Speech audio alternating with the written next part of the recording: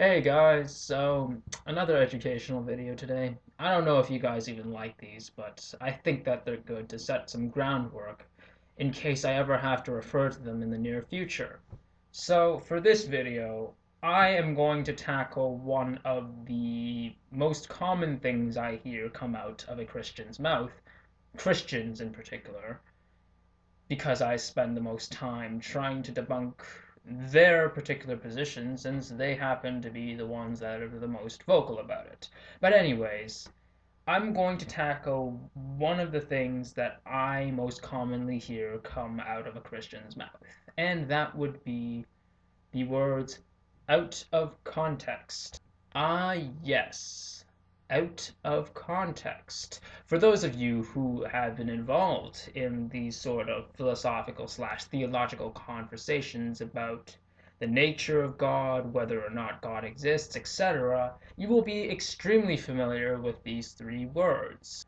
What does this mean? Well, this another way of saying this is quote mining, and what quote mining slash taking something out of context means is when you take a part of something, whether it be a paragraph or a sentence, and you repeat it outside of its surrounding matter without really explaining where it came from for the purposes of distorting its original meaning.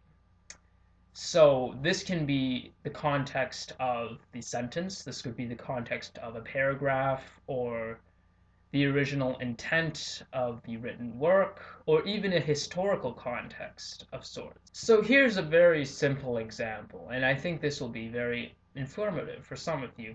Albert Einstein was once famously quoted saying that God does not play dice with the universe, and of course, theists, being the terribly honest people that they are, have taken this to mean that Albert Einstein believed in God, and oh, do you think you're smarter than Einstein? Then why don't you believe in God?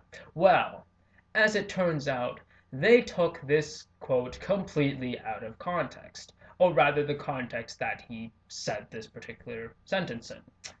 And the context that he used was with describing quantum theory, where he expressed his disbelief or skepticism at the idea of the complexity of certain aspects of quantum theory. Of course, Einstein was later proven to be wrong about this, but that's another video. So now do you see how the whole meaning of the sentence can change in an instant if you knew the context of which it was spoken with? So what the hell does this have to do with God, more specifically the Judeo-Christian God?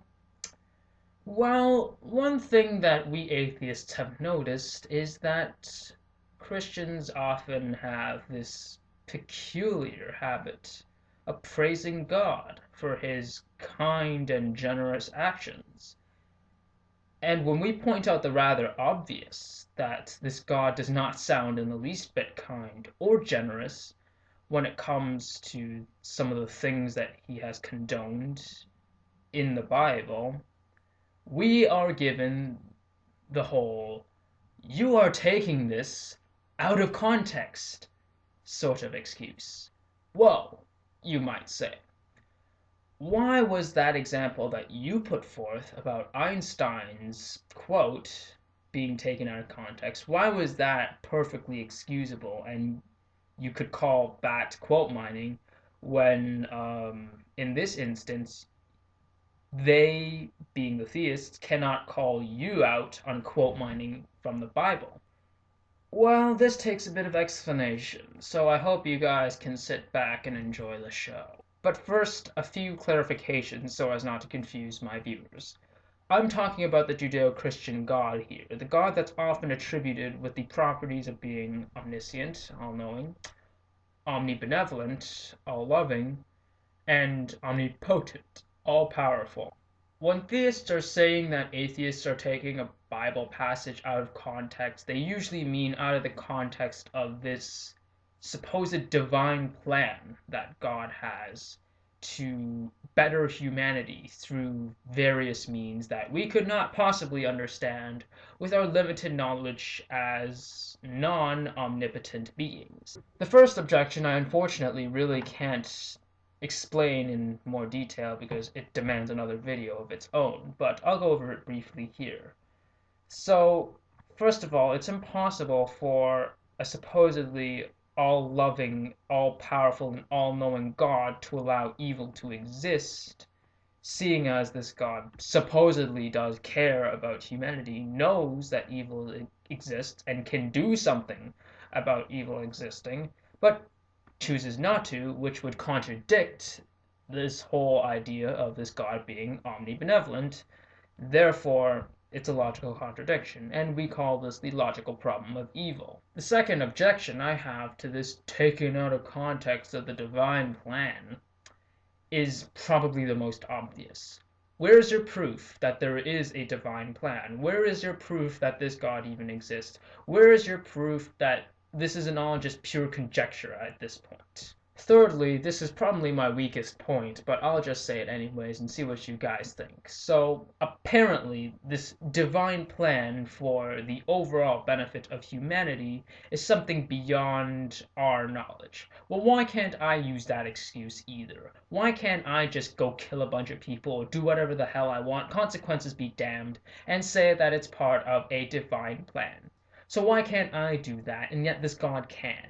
If you claim that thou shalt not kill, thou shalt not steal, whatever, and that this is all part of God's morality that he essentially gave to us, then how come he's not following his own rules? Well, most Christians will counter by saying, well, God is the only person who doesn't have to follow these rules since he made them and he can do whatever he wants. But hold on then. Then I have to ask, isn't that special pleading? Does that not sound like you're trying to have your cake and eat it too? Doesn't that sound strangely fallacious? Like, why can't I do the exact same thing and sound equally as credible? Well, I'm a superhuman, so you guys have to do what I say. I can kill a bunch of people, but you guys can't either. I'm all-knowing, you're not. Prove me wrong. So surprisingly, for an omnipotent and omniscient God, his brilliant plan seems to be surprisingly lacking in terms of execution and real-world implications. Do you agree? Fourthly, so God is supposedly all good. His plan is for the overall benefit of humanity, therefore his plan has to be conceived with good intentions in mind, which would mean that you could essentially say that the murder of millions of innocent people is essentially good, by definition. Then I'd have to ask you, what is your definition of good? Now, I don't see any way out of this except for a very poor cop-out of, well, our definition of good is essentially anything that would cater to God's nature. Essentially, what God or Jesus would do is considered good. Well, then that really doesn't make sense at all then. So why do you call God and Jesus good if it essentially means as much as themselves? So the whole phrase, God is good, essentially is meaningless once you think about it. If good, by definition, means as much like God, so God exhibits the moral characteristic of himself. Well, that's informative. That doesn't tell me anything about whether he cares about humanity, whether he wants to care about humanity. Doesn't tell me anything except God as himself. Out of all the objections I have, probably by far the best and strongest objection would be how you can justify anything with saying out of context, which absolutely means nothing in this instance. Because if I were to use out of context with the actions of just about every evil dictator on the face of the earth and in history, yeah, what can't you justify? In what context do you think it would be perfectly okay to allow millions of people every day to suffer, die, and face cruelty and injustice. In what context is this perfectly okay? May the truth always be heard.